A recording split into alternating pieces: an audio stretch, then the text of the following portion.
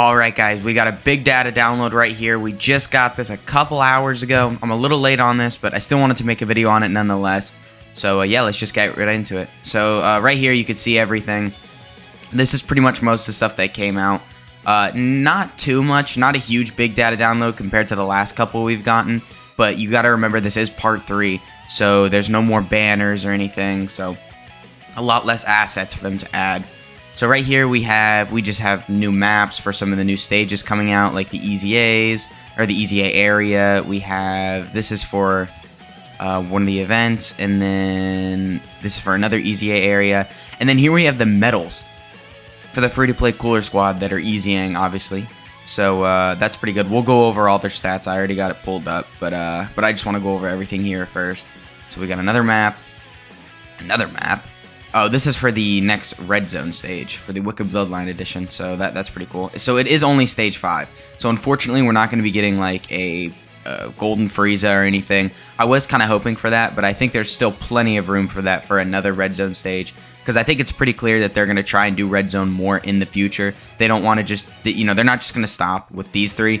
They wouldn't have done Wicked Bloodline if they didn't plan on doing more in the future, like I said, so I think for sure we could get maybe a Terrifying Conquerors version, and you know, if we get a Bojack celebration or something. I'm just spitballing with that, but yeah, we could easily get a Golden Frieza in another celebration. So yeah, just Metal Cooler Core there. And then right here we have the tickets for the Wicked Bloodline Ultimate Red Zone. They are doing these SSR guaranteed tickets, so that's obviously amazing. You know, the more SSRs the better. I would be curious to see what the banners look like for this banner.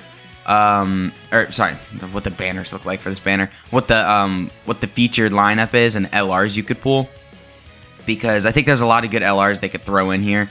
For instance, on JP would actually have, they would have the new AGL Golden Frieza that just released, or that kind of released on JP recently, but Global is actually getting it, the celebration after this. So I'll make a global timeline video, but yeah, that'll be really useful for JP players. But for global players, I don't know. I know we have the STR Full Power Frieza who will be on here for sure, and he just got an Easy A, so that could be pretty good. We have a new title, which, I mean, I know it's a title, but dude, this looks awesome. That looks really cool for a title. And then we have new assets for the new cooler Extreme Z Awakening area, or not area, but the new just Extreme Z Awakening battle. Obviously nothing new there. We already knew that. We got his medals. We have this, which is the new chain battle boss, which did get revealed a couple days ago in the news. So we did already know that, but still cool to see it there. And then we just got more maps for the new story event. This is where you can get the new item. And then this is the new no. So this is the story event where you get the cooler support memory, and then so it's going to be 7 stages, and the category bonus drop is going to be Wicked Bloodline, and then this is the new support memory. So okay, so it is only a 2-turn buff. I think I previously did say that it was a permanent 10% attack and defense, so that sucks. Yeah, I don't really understand why they didn't just make it a permanent one, but okay, whatever, because I don't think we have a Terrifying Conquerors 10%. Oh, well, that'll probably come with the Red Zone stage. And then here we have the wallpaper. That's not a good shot of it. Yeah, the well, it's already the wallpaper in Dokkan, but or the kind of the opening screen.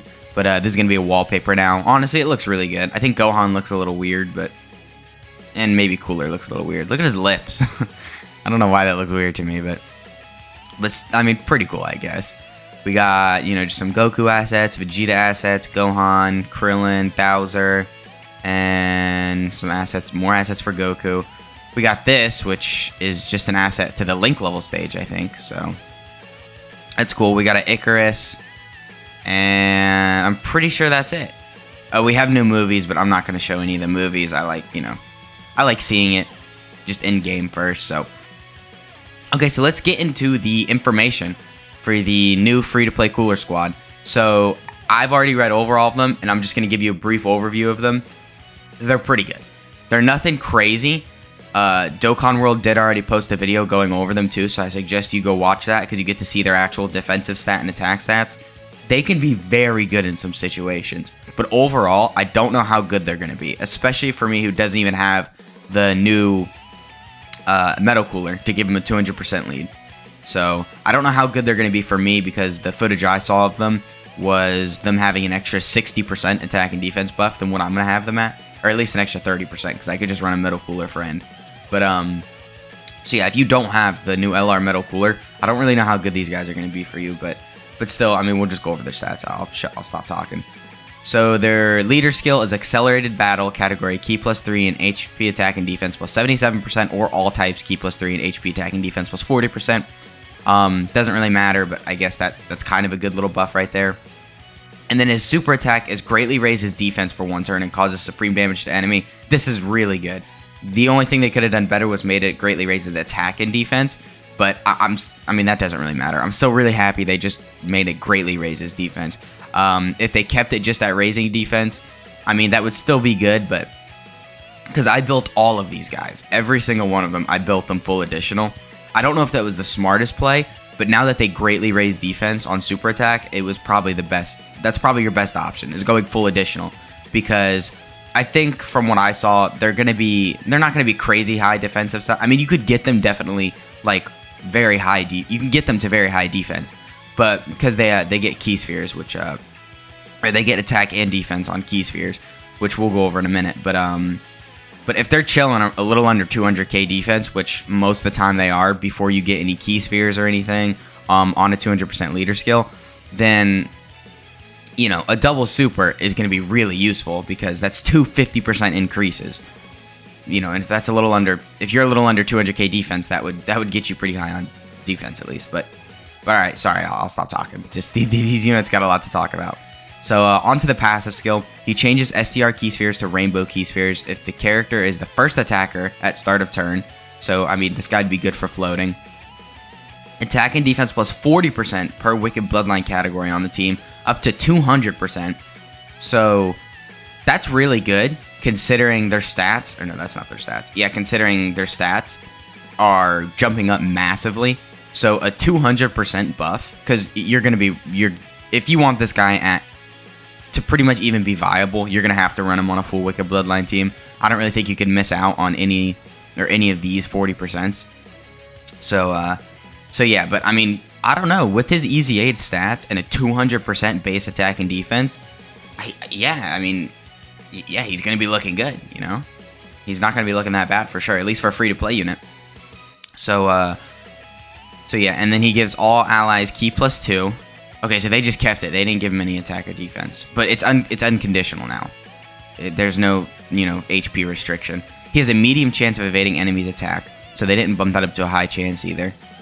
Plus an additional chance of evading enemies' attack, including super attack, plus 20% with 3 or more key spheres obtained. Plus an additional defense plus 25% per key sphere obtained when there's another ally whose name includes Metal Cooler attacking in the same turn. Okay, I take it back. Literally right when I said they just kept it, then the next thing is passive. So he can get a high chance to dodge, but you need 3 or more key sphere, or 3 more rainbow key spheres, which doesn't really look like that's going to be an issue, because he has rainbow orb changing. And then he gets 25% defense per key sphere obtained, just in general, not rainbow key sphere, which that's what I thought it was at first, and then I realized, no, this is just per key sphere. So that could definitely be very solid. If you get lucky with key spheres after super attack, this guy could actually be like not just free to play good, but just good.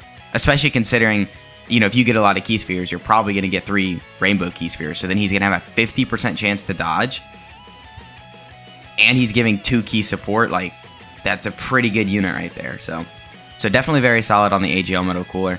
But for the tech one, we have Corroded Body and Mind category Ki +3 and HP attack and defense plus 77%, or all types Ki +3 and HP attack and defense plus 40%. Alright, so his super attack is greatly raises defense for 1 turn, causes supreme damage, same thing as the others. His passive is changes AGL key spheres to rainbow key spheres if the character is the first attacker at start of turn. Attack and defense plus 40% per Wicked Bloodline category ally on the team, up to 200%. Attacked enemies attack and defense minus 25% for 2 turns. Seals the attacked enemy's super attack for 2 turns with 3 rainbow key spheres obtained. Plus an additional attack plus 25% per key sphere obtained when another ally whose name includes Metal Cooler is attacking in the same turn. So this guy's more better for Super Battle Road. You can tell because he's doing an attack debuff and he's sealing, which is still really good. But yeah, I don't know. He's just mainly good for Super Battle Road. So he's not, his passive really isn't going to be in full effect and stuff like the Red Zone or any of the legendary events. So for sure, most of the events you're running this guy in, because I don't really think you can run these guys in. I mean, no, you could run these guys in Super Battle Road. Maybe you could just throw this guy on like just a team in Super Battle Road. You don't necessarily have to run him on the Metal Cooler team, as long as you just have some Wicked Bloodline as long as you have some, as long as you have some Wicked Bloodline units to get this active. I'd say as long as, for most of them, like I said with this guy, you're going to want to have it all the way up to 200%. But, I feel like because this guy is debuffing and sealing, you could probably get away with, just not having this at 200%. Just seal the enemy who's going to attack him and debuff them, and you'll be fine. So very solid on the Tech One's end.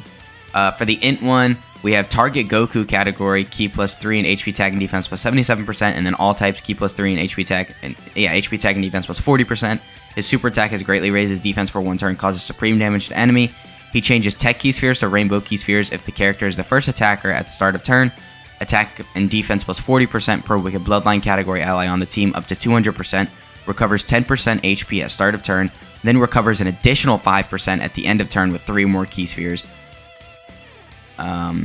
Plus an additional attack and defense plus 10% per Key Sphere obtained when there's another ally who includes Metal Cooler attacking in the same turn. Okay, that's pretty interesting. So this guy, they gave this guy attack and defense. Granted, it's only 10%. That's still good. And then if you get 3 more Rainbow Key Spheres, he's going to be recovering 15% HP at the end of a turn, which is great. There's no hit restriction. So as long as you get the 3 Rainbow Key Spheres, you just get the 15% HP. So that's definitely really good. And yeah, he just changes Tech Orbs to Rainbow Orbs. So nothing crazy. These units are very similar. So yeah, but the Int one, definitely very good. For sure, very good. Now, the STR one. Yeah, okay. I just wanted to make sure this wasn't the one that got an easy A in part 2. But his card art's different too. I don't know why I think that. But for the leader skill, we have Movie Bosses category Ki +3 and HP Attack and Defense +77%. And then all types Ki +3 and HP Attack and Defense +40%. His super attack has greatly raised his defense for one turn and causes supreme damage to enemy. He changes physical Key Spheres to Rainbow Key Spheres if the character is the first attacker in the start of turn. So all of them are doing this, I'm assuming. They just do it to the opposite typing of which they are. So like the STR one's physical, the Int one is Tech, the Tech one is AGL, and the AGL one is STR. So, and then he gets the 40% attack and defense per Wicked Bloodline category on the team up to 200%. All allies attack and defense +20%, plus an additional attack and defense +20% for extreme class allies with 3 or more Rainbow Key Spheres obtained, plus an additional attack +25% per Key Sphere obtained when there is another ally whose name includes Metal Cooler attacking in the same turn. So, actually, I kind of like how they did this. So he's giving everyone 20% attack and defense. So maybe if you have him under accelerated battle, and you've got a couple of superclass allies with him, he's still giving them 20% attack and defense. And then once you get the Rainbow Key Spheres, he gives an additional 20% attack and defense for extreme class allies, which is what most of these categories, units are filled with. So that's really going to help. But I like how you could still support superclass allies, even though it's only 20% attack and defense. Still, that helps. And yeah, so that's the STR one. And then the physical one, so the last one, is Revenge category Ki +3 and HP Attack and Defense +77%. All types Ki +3 and HP Attack and Defense +40%. Super attack has greatly raised his defense for one turn, causes supreme damage to enemy. His passive is changes Int Key Spheres to Rainbow if the character is the first attacker at the start of turn. Attack and defense +40% per Wicked Bloodline category ally on the team, up to 200%. Recovers 15% HP of damage dealt. Recovers an additional 5% of damage dealt as HP with 3 or more Rainbow Key Spheres obtained, plus an additional 25% defense per Key Sphere obtained when there's another ally on the name who includes Metal Cooler attacking in the same turn. So I think I said that weird, but it's basically just 25% defense per Key Sphere obtained when there's another Metal Cooler attacking in the same turn. So yeah, very solid unit. Obviously, he's getting 20% of damage dealt as HP if you get 3 or more Rainbow Key Spheres, which, looking at all these units' passives, I'm pretty sure you're going to be fine on Rainbow Key Spheres. I mean, I know they don't all rainbow orb change because only one of them's obviously going to be in slot 1, and that's the only one that's doing it. But because they change a whole type of key sphere to rainbow, I really think that's going to help you out a lot in getting the 3 rainbow key sphere restrictions and their passives active. So definitely very good. I didn't really go over all their stats, but they're all going to be around this. Obviously, some are going to have a little bit more defense and attack, and probably a little bit more HP too, but still, they're all basically the same. Especially, you know, obviously their passives are all very similar, so that'll make them work really well together, I guess. They do all obviously recover, or not recover. They all have restrictions with rainbow key spheres, so that could be a little tedious because you have to get rainbow key spheres with every single one of them to get all their passives active. But I still think honestly that it's gonna be very easy, like I said, because they're all rainbow orb changing. So, you know, their link sets too are really good. They have auto regeneration, which is an amazing link. They have fusion, which is a really good link because it's just attack and defense. Deficient boost is a little attack, so that's great. Brutal beatdown's a great link, a 15% attack. Thirst for Conquest is a really good link, 15% attack and defense. Shattering the Limit obviously is a good key link and a little bit of attack and defense. And then Strongest Clan in Space, I mean, you're not really going to be getting the minus 10% defense unless you're in Super Battle Road. And but the key is good. But I mean, these guys already are set on key because, you know, they share all the links and everything. So yeah, that's going to be the Metal Cooler Squad. Let me know what you think of them. Honestly, from the looks of it, like I said, I saw a little Dokkan World video too. I'm thinking they're looking pretty good. Let me know what you think of this data download too. You know, the cooler, easy A, everything. So yeah, that's been the video, guys, and I'll catch you in the next one.